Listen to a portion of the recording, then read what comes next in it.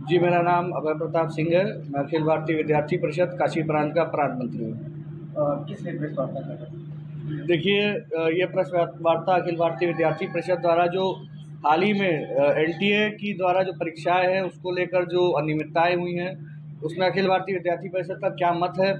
उसके अलावा जो अपनी सूरत में पिछले दिनों 7, 8 और 9 जून को राष्ट्र कार्यकारी परिषद हुई है, उसमें आगामी योजनाएं क्या बनी, क्या प्रस्ताव पारित हुए हैं, इसकी जानकारी देने हेतु यह इस प्रेस कॉन्फ्रेंस को बुलाया गया था। क्या है?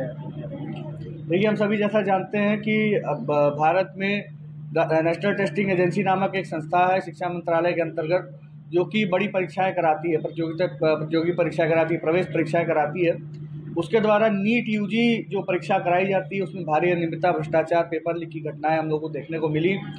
इसके विरोध में अखिल भारतीय विद्यार्थी परिषद ने देश भर में प्रदर्शन किया और मांग की कि इस पूरी घटनाक्रम की एनटीए की कार्यप्रणाली की सीबीआई जांच हो कि किस प्रकार से विद्यार्थियों के साथ छल किया जा रहा है और पूरे एक तरह से परीक्षा प्रणाली से उनका विश्वास हट रहा है।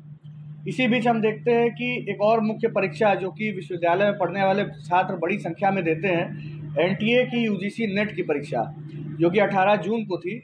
यह परीक्षा जब लाखों विद्यार्थी अपने सेंटर पर जाकर 18 जून को दे देते हैं, तो 19 जून को खबर आती है कि इस परीक्षा का पेपर लीक पहले ही हो चुका था और यह परीक्षा रद्द की जा रही है।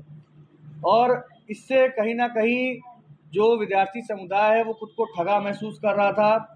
उनको लग रहा था कि उनके संसाधन जितने भी हैं वह एक तरह से बर्बाद हुए। विद्यार्थियों ने अपना समय, अपना पैसा खर्च करके वो सेंटर पे गए, उन्होंने परीक्षा दी, लंबी तैयारी की और उसके बाद पता चलता है कि उनकी पूरी तैयारी पर पेपर लीक नामक चीज़ ने पानी फेर दिया है।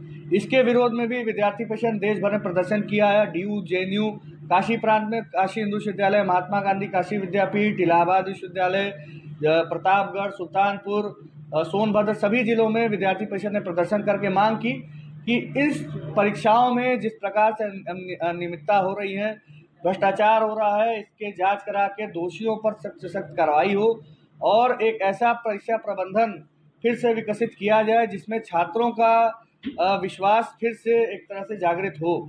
इसको लेकर विद्यार्थी परिषद नीट के समय से ही, जब नीट का पेपर लीक हुआ, लंबी लड़ाई लड़ रही थी और उसके फलस्वरूप हम देखते हैं कि नीट की परीक्षा की भी सीबीआई जांच की सिफारिश सरकार ने कर दी है और नेट की परीक्षा भी जैसे ही पेपर लीक हुआ सरकार ने उसकी सीबीआई जांच की सिफारिश की है और उस पेपर को रद्द कर दिया है।